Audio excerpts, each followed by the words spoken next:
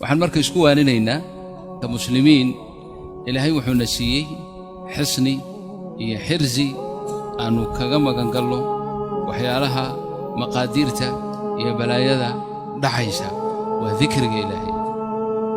dikriga ilaahay hore waa u haynay, laakiin hadda ha la badiyo. axwaasha sidan markay dhacdo dikriga ilaahay in la badiyo. xirzun amiin baad gelaysaa, ilaahay baa ku ilaalinaya. allah jalla jalaaluhu waad magan gelaysaa. ilaahay haddaad magan gashana wax kuu soo dhuuman karaa male, wax ku dhibi karaana male.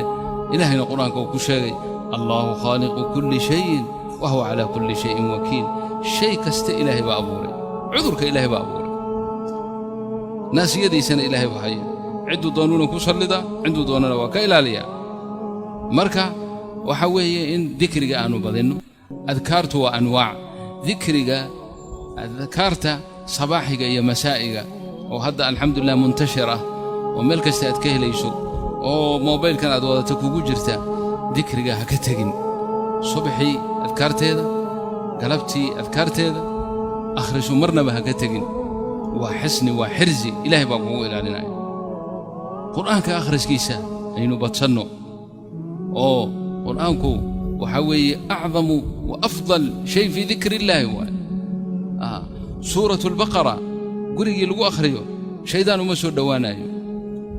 shaydaanka waxaan oo dhanna shaydaankaaba wataba, shayaadiin iyo cafaariid iyo balaaya wadata. marka ilaahay wuu inaga ilaalinayaa biidni illaahi tacaala. dikriga ilaahay aan ku dadaalno, qur'aanka aan ku dadaalno. yacnii taasi macnaheedu ma aha in asbaabta oo sixiga ah ama is-ilaalinta kale ee guud ahaaneed inaannu iska dayna ma aha. asbaabtan daahirkood bani aadamku ay maaragtay waqaayo ay ka dhigteen waad samaynaysaa, oo inaad maaragtay ikhtilaad fara badan iyo meelaha aswaaqda iyo meelaha kada iyo meelaha dadka gaalada iyo dhexgalkooda iyo inaad maaragtay dee asbaabtaas oo iyagu sheegayaan iska wado bani aadamka unbaad jinsi ka mida tahay.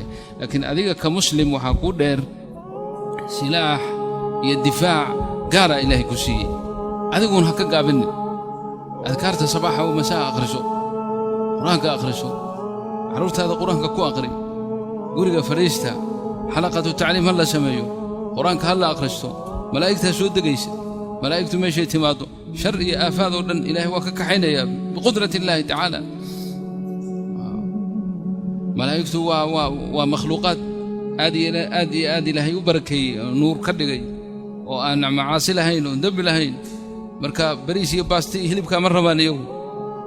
waxay rabaan dikriga inaad xalaqa samayso. guriga haddaad xalaqa samayso oo reerkao dhan wada fadhiisto oo qur'aankii la akhristo oo xadiistii nebiga la akhristo, waxaa soo degaysa malaa'igtii, guriga way soo gelaysaa, xalaqadaasay soo doonanaysaa.